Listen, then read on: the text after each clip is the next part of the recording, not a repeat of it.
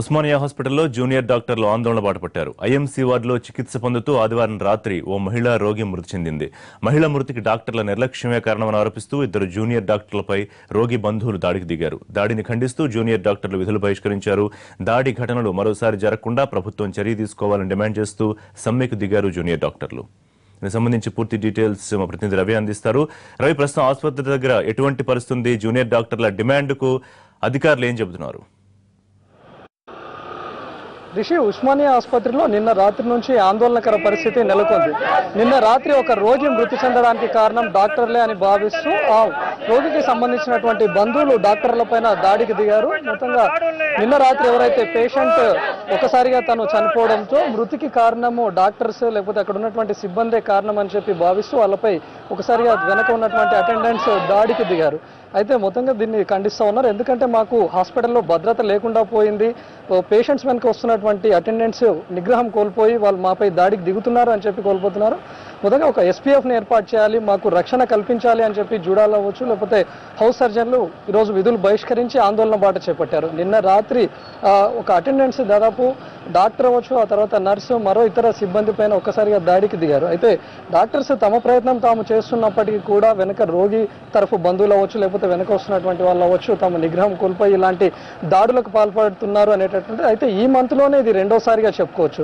గతంలో ఇతర హాస్పిటల్స్లో గాంధీ అవ్వచ్చు లేకపోతే ఉస్మానియా, నిలోఫర్ ఇట్లాంటి హాస్పిటల్లో కూడా ఇలాంటి దాడులు మనం చాలా సార్లు చూసాం. కానీ గాంధీ హాస్పిటల్లో ఒకే మంత్లోనే ఇది రెండోసారి జరగడంతో కాస్త ఉస్మానియా హాస్పిటల్లో ఒకే మంత్లో రెండోసారి జరగడంతో కాస్త జుడాలంతా ఆగ్రహం వ్యక్తం చేస్తున్నారు. ఏకంగా నిన్న రాత్రి నుంచి విధులు బహిష్కరించి ఆందోళన బాట చేపట్టారు. కొద్దిసేపటి క్రితమే సూపరింటెండెంట్ని కూడా కలిశారు. తను ఎలాంటి అష్యూరెన్స్ మాకు ఇవ్వలేదు అని చెప్పి తమ ఆందోళనను కంటిన్యూ చేస్తూ ఉన్నారు. సో నిన్న రాత్రి అసలు ఏం జరిగింది, లేకపోతే రోగి తరఫు బంధువులు ఒకసారిగా దాడి చేయడానికి కూడా కారణం ఏంటి? నిన్న రాత్రి 9 గంటలకు intensive medical care unit Osmania general హాస్పిటల్లో 70 ఇయర్స్ ఫిమేల్ పేషెంట్ అండి, CVA with left side hemiplegia, అంటే తెలుగులో అంటే ఏమంటామంటే పక్షవాతం వచ్చిన పేషెంట్. సో ఆమెకి తమ యొక్క ప్రోగ్నోసిస్ కానీ ఆమె అంటే హై రిస్క్ పేషెంట్ అని చెప్పి పేషెంట్ అటెండెన్స్కి కౌన్సిలింగ్ చేసిన సందర్భంలో ఇద్దరు ఫీమేల్ హౌస్ సర్జన్స్ తమ ఆడవాళ్ళని చూడకుండా ఒక మేల్ పీజీ డాక్టర్ పైన దాదాపు 30 మంది పేషెంట్ అటెండెంట్స్ వారి పైన విపరీతంగా దాడి చేయడం జరిగింది. కేవలం ఈ రకమైనటువంటి దాడులు గతంలో కూడా జస్ట్ 1 వీక్ బ్యాక్ నెఫ్రాలజీ విభాగంలో సూపర్ స్పెషాలిటీ వార్డులో కూడా జరగడం జరిగింది. దాని గురించి మేము సూపరింటెండెంట్ గారు కూడా 1 వీక్ బ్యాక్ రిప్రజెంట్ చేస్తే 1 వీక్లో మీకు డెఫినెట్గా సెక్యూరిటీని ఏర్పాటు చేస్తామని చెప్పి వాళ్ళు హామీ కూడా ఇవ్వడం జరిగింది.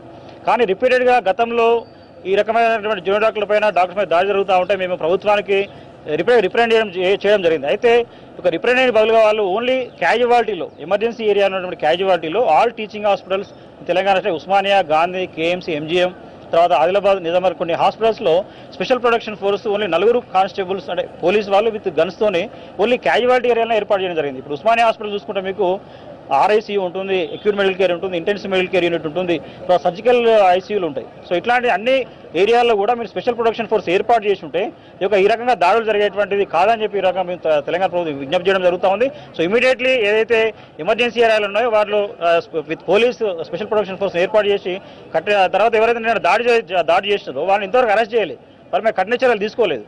సో వెంటనే అటాక్ చేసిన ఎవరైతే వారిపైన కఠిన చర్యలు తీసుకోవాలి. అన్ని టీచింగ్ హాస్పిటల్స్ ఉన్నటువంటి ఎమర్జెన్సీ ఏరియాలో స్పెషల్ ప్రొటెక్షన్ ఫోర్స్ ఏర్పాటు చేయాలని చెప్పి Telangana junior doctors association demand చేయడం జరుగుతుంది.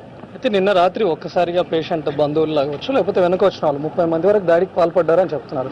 అంటే ఇందులో డాక్టర్ల నిర్లక్ష్యం లేదంటారా? ఒక్కసారి దాడి చేయడానికి కూడా వాళ్ళు వెనకాడారు అంటే మీ నిర్లక్ష్యం లేదంటారా? ఇక్కడ కంప్లీట్గా కనిపిస్తుంది 70 years female patient with 2 years of hemiplegia, అంటే 2 సంవత్సరాల నుంచి ఆమె బెడ్ మీదనే ఉంది. మాకు ప్రోగ్నోసిస్ కూడా ఎక్స్ప్లెయిన్ చేయడం జరిగిపోయింది, అయినా కానీ ఎక్స్ప్లెయిన్ చేయడం జరిగింది. అందులోనే ఆమె గ్యాస్పింగ్ అంటే ఊపిరి తీసుకోవడం కష్టమవుతుండగానే ఇక్కడ ఏమైందంటే ఇక్కడ ఇన్ఫ్రాస్ట్రక్చర్ ల్యాబ్సెస్ కూడా చాలా ఉన్నాయి. ఇక్కడ 20 బెడెడ్ వార్డులో కూడా 3 ఆక్సిజన్ పోర్ట్స్ ఉంటాయి. అందులో కానీ ఆక్సిజన్ పోర్ట్స్ ఉన్నాయని మేము ఆక్సిజన్ సప్లై లేదు. సో ఆక్సిజన్ సప్లై లేకపోవడం వల్ల వార్డ్ నుంచి ఐఎంసీకి చేంజ్ చేసి మేము రిసెసిటేషన్ చేసే లోపలనే పేషెంట్ చచ్చిపోయింది. అయితే ఇప్పుడు డాక్టర్స్ ఉండి లేకపోతే పేషెంట్స్ను బతికించే స్థితి ఉన్నప్పటికీ కూడా ఇక్కడ ఉన్నటువంటి ఎక్విప్మెంట్స్ లేకపోతే సౌకర్యాలు లేకపోవడం ఎందుకు కారణం అవుతుందని అనుకోవచ్చా? సౌకర్యాలు అనేది గవర్నమెంట్ చాలా వరకు మేము రిప్రజెంటేషన్స్ ఇస్తున్నా కూడా కొంతవరకు చేస్తున్నారు, కానీ అది మొత్తం అనేది అవ్వట్లేదు. మొత్తం అనేది అవుతే మా తరఫు నుండి మేము చేస్తాము ఖచ్చితంగా. డాక్టర్లు 36 గంటలు డ్యూటీలు చేస్తున్నారు. మా శాయశక్తుల్లో మేము ప్రయత్నాలు చేస్తున్నాము.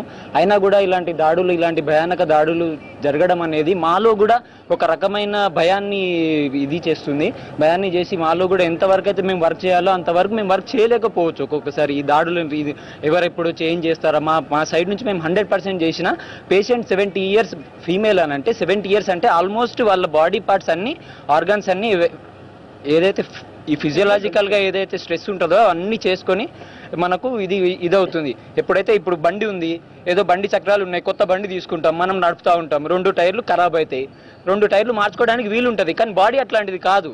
హార్ట్ అయినా, లంగ్స్ అయినా, బ్రెయిన్ అయినా, ఏదైనా కూడా చిన్నప్పటి నుంచి ఆ ఫంక్షన్ చేసి ఒక్కొక్కసారి అలసిపోయే దశకు వచ్చేస్తాయి.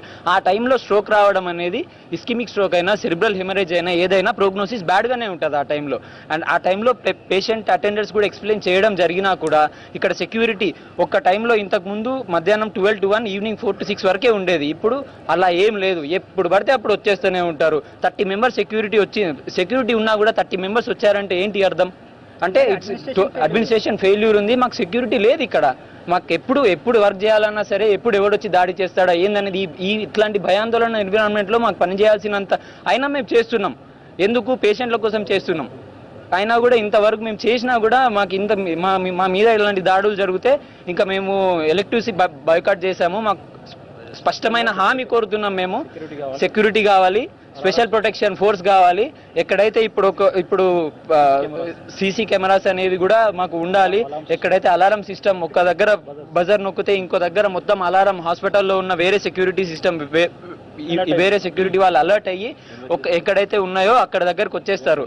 సో మేము స్పష్టమైన హామీ కోరుతున్నాము. ఒకవేళ స్పష్టమైన హామీ రాకపోతే మేము ఎమర్జెన్సీస్ కూడా బాయ్కాట్ చేయడానికి మేము సిద్ధంగా ఉన్నామని గవర్నమెంట్కి డిమాండ్. ఇప్పుడు లేడీ డాక్టర్స్ కూడా ఉన్నారు, నర్సులు కూడా ఉన్నారు. మీరు కూడా భయపడాల్సినటువంటి సిచ్యువేషన్ ఉందా? లేకపోతే పేషెంట్ తరఫు బంధువులు దాడి చేయడమే కానీ, లేకపోతే హాస్పిటల్లో సెక్యూరిటీ సిస్టమ్ కరెక్ట్గా లేకపోవడం కూడా?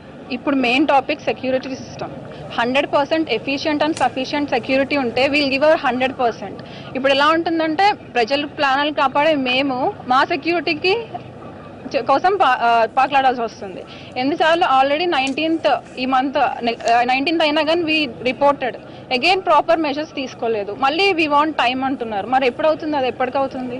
అది ఒకసారి ఆలోచించాలి. We need 100% security to give our 100%. ఇక్కడ కంప్లీట్గా 24 hours సర్వీస్ ఉంటుంది కదా. నైట్ షిఫ్ట్లో కూడా మేబీ ఫీమేల్ డాక్టర్స్ అవచ్చు, నర్సెస్ కూడా ఉంటారు. మరి వాళ్ళకి ఎలాంటి సెక్యూరిటీ అనుకోవచ్చు? డే టైంలోనే సెక్యూరిటీ లేకపోతే? అదే కదా అనేది. Day time okay, night time zero security. We work under zero security. ఒక ఇంటర్న్, ఒక పీజీ అండ్ ఒక sister. We work under that without any security. Zero security. IP block full without security we work. మరి మేము ఇంకా చేస్తున్నామంటే మరి కొట్టించుకునేంతవరకు తెచ్చుకోకూడదు కదా. So we're protesting against that. ఎలాంటి సెక్యూరిటీ ఉంటే బెటర్ అనుకుంటున్నారు? యాజ్ ఏ ఫీమేల్ డాక్టర్ కావచ్చు, ఎలా ఏముంటే బెటర్ అనుకుంటున్నారు? అట్లీస్ట్ మేల్ సెక్యూరిటీ గార్డ్స్ ఉండాలి కదా. పోస్ట్ ఆఫ్ ఉన్నా మన దగ్గర ఒక్క ఫీమేల్ సెక్యూరిటీ గార్డ్ మొత్తం రాత్రి అంటే ఎట్లా పని చేయాలి? మనకి కూడా సెక్యూరిటీ కావాలి కదా.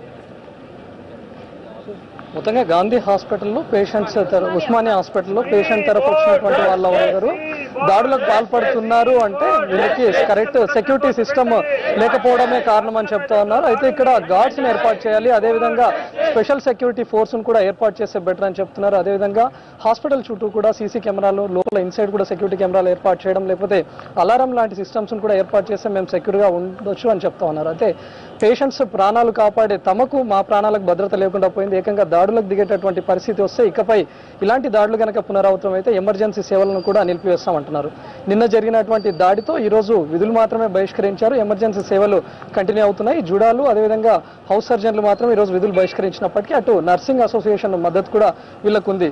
ఒకవేళ సూపరింటెండెంట్ ఈ రోజు కలిసిన తర్వాత వాళ్ళకి ఎలాంటి అజ్యూరెన్స్ ఇవ్వలేదని చెప్తున్నారు.